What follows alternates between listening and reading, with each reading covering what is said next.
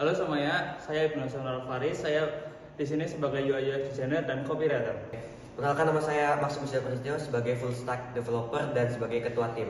Terima kasih. Perkenalkan, nama saya Pasar Firdia. Di sini saya sebagai front end developer. Halo semuanya, perkenalkan nama saya Mais Bowo Surya. Saya di sini sebagai back end developer. Kamu lagi ngapain sih, Riz? Serius banget? Ini loh Sar, aku tuh lagi baca berita korupsi proyek tol yang merugikan negara 1,5 triliun Sar. Wah, parah banget tuh. Kok bisa sih? Ya Sar, ini tuh menurutku karena tidak adanya transparansi pada proyek pembangunannya Sar. Jadinya si pemegang proyek itu sewenang-wenang pada saat proses pembangunan. Jadinya dana yang dikeluarkan oleh pemerintah pusat tidak bisa dikelola dengan baik oleh si pemegang proyek. Jadinya bisa dikorupsi.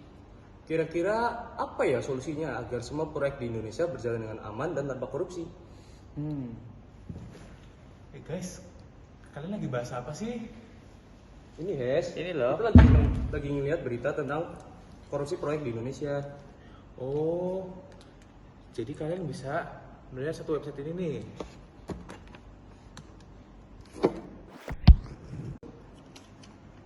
Nah, ini dia websitenya. Jadi sebelum kalian masuk website ya, kalian masuk nih. Kalian login.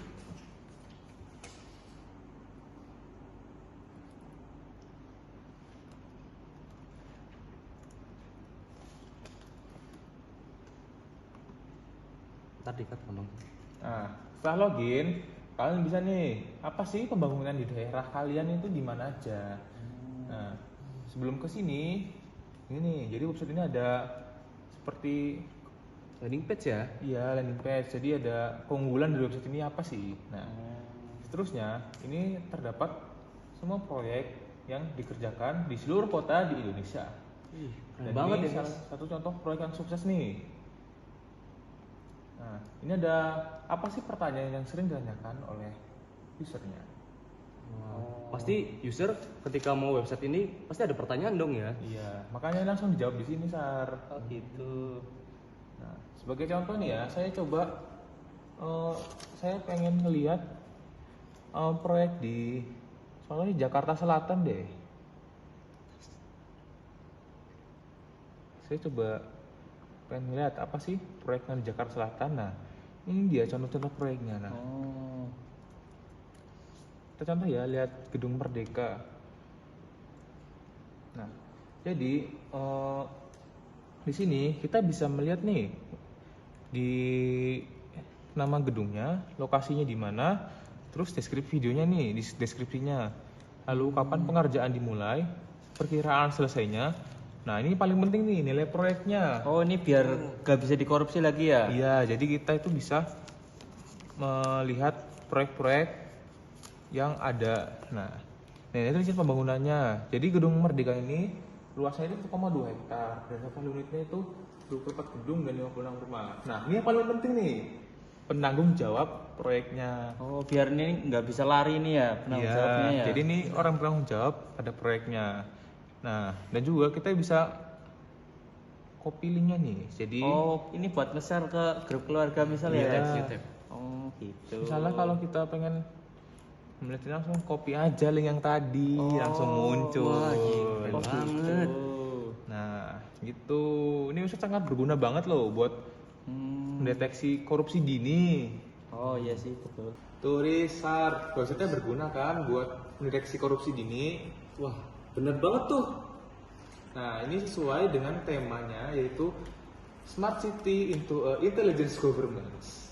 Oh, iya sih. Di website ini kita selain bisa mendeteksi korupsi, kita juga bisa tahu pembangunan di sekitar daerah kita ya. Iya, itu salah satu keunggulannya. Jadi, misalnya kemarin ada gedung yang di sana yang baru dibangun.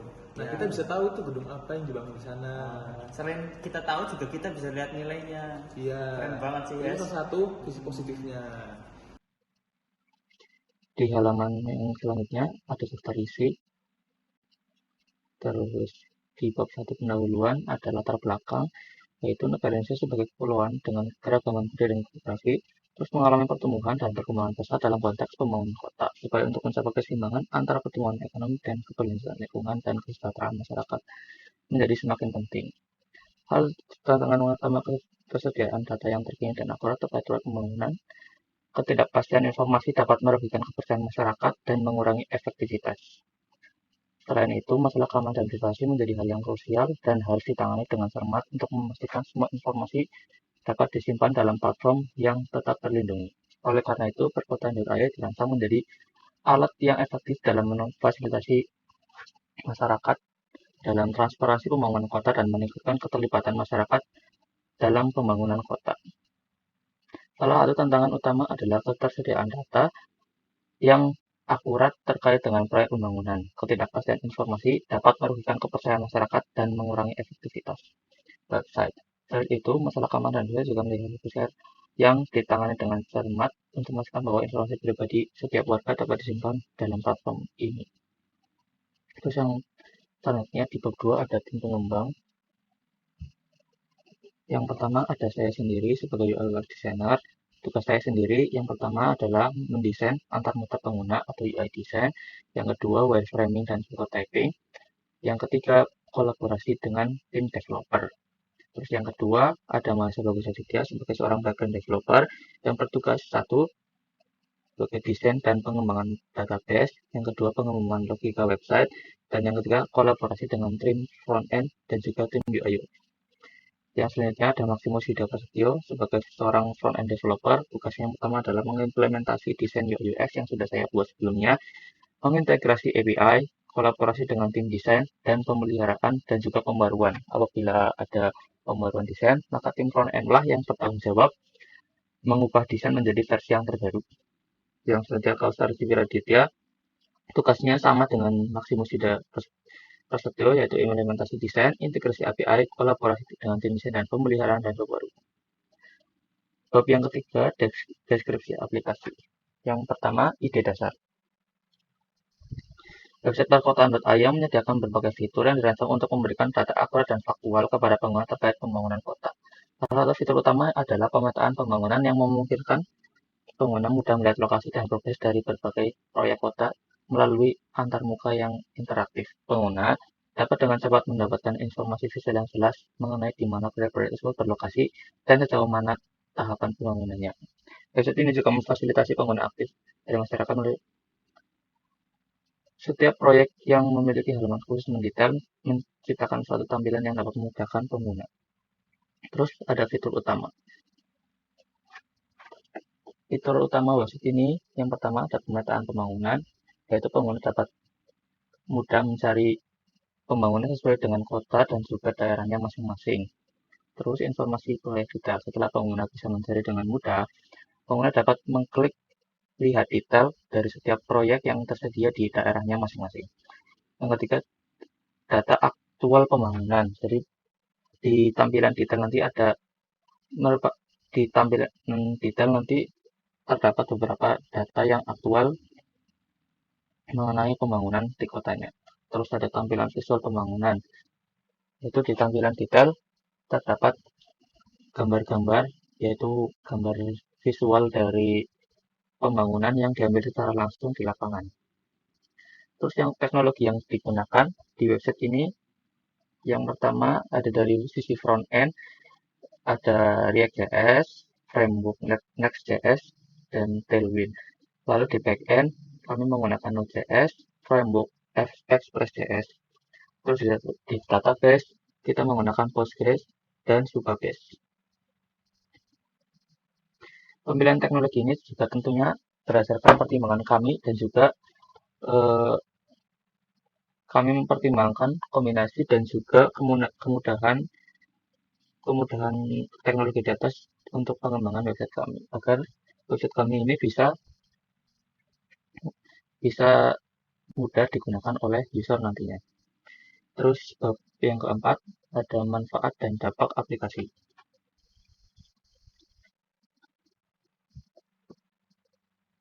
Website ini memiliki beberapa manfaat yang diantaranya transparansi data pembangunan.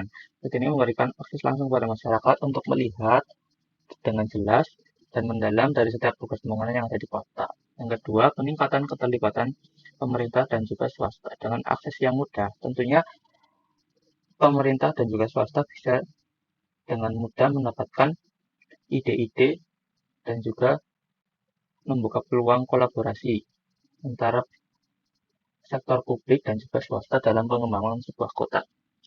Yang ketiga, yaitu pemantuan proyek yang lebih efektif. Dengan adanya transparansi data dan juga tampilan visual yang bisa mendukung detail dari pembangunan proyek, maka masyarakat bisa melakukan pemantauan dari berbagai proyek secara real time dan memastikan bahwa proyek yang berjalan bisa berjalan sesuai dengan rencana awal.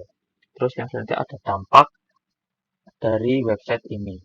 Yang pertama, peningkatan kualitas hidup, informasi yang lebih akurat, dan memungkinkan partisipasi masyarakat bahwa proyek pembangunan lebih tepat sasaran dan memenuhi kebutuhan warga. Terus yang kedua, menekan tindak pidana korupsi. Website ini tidak hanya memberikan manfaat terhadap transparansi dan partisipasi masyarakat, tetapi juga berkontribusi signifikan dalam menekan angka korupsi yang di Indonesia. Terus yang ketiga, pembangunan yang berkelanjutan. Dengan keterlibatan dan pemahaman yang lebih baik dari masyarakat, diharapkan proyek-proyek pembangunan dapat lebih mendukung prinsip pembangunan berkelanjutan. Terus juga sektor demokrasi di sektor pembangunan. Bagi ini, karena terdapat transparansi dalam setiap data yang ditampilkan, maka ini bisa mewujudkan demokrasi bagi sektor pembangunan karena seluruh rakyat Indonesia bisa melihat apa saja yang sedang dibangun oleh pemerintah di sekitar kotanya. Terus yang keenam ada tahapan pengembangan. Pengembangan aplikasi perkotaan.ai merupakan perjalanan yang melibatkan dari beberapa bagian.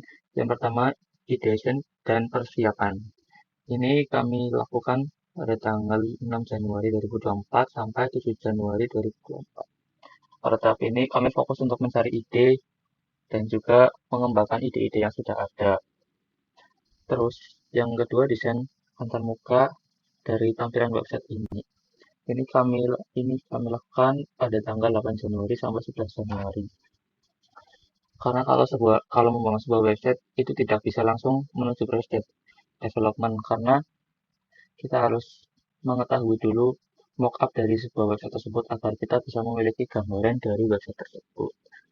Terus yang selanjutnya, implementasi desain. Setelah desain antarmuka dari website tersebut sudah jadi, tim front-end langsung mengimplementasi desain menuju kode-kode pemrograman agar website ini bisa diakses oleh semua orang. Terus finishing dan penyelesaian. Ini di tanggal 19 Januari sampai 20 Januari. Pada tahap akhir ini kami melakukan beberapa penyelesaian dan juga penyempurnaan akhir dan juga beberapa pengujian sehingga website ini bisa diluncurkan. Terus bab yang ketujuh yaitu kendala dalam pengembangan. Selama fase pengembangan website ini kami memiliki beberapa kendala, yaitu sebagai berikut. Yang pertama ada optimalisasi performa. Kendala utama kami yaitu optimalisasi performa seiring dengan fitur dan kompleksitas kode. Terus yang kedua, adaptasi bahasa pemrograman, karena kami juga masih pemula di bidang pemrograman, jadinya kita masih banyak belajar juga dengan bahasa pemrograman yang kita gunakan. Terus yang ketiga, waktu produksi yang sangat singkat, karena timeline dari lomba ini yang cukup singkat dan juga kami baru memulai ketika tanggal 6 Januari, kami hanya memiliki waktu sekitar 14 hari untuk mulai membuat website ini. Dan kami hanya mempunyai waktu 10 hari untuk mulai coding website ini dari awal. Ya kurang lebih itu saja yang bisa saya sampaikan. Kurang lebihnya mohon maaf. Wassalamualaikum warahmatullahi wabarakatuh. Bersama Perkotaan.io, mari majukan proyek pembangunan di Indonesia. Kami dari tim Jagoan Mama mengucapkan terima kasih. Dadah!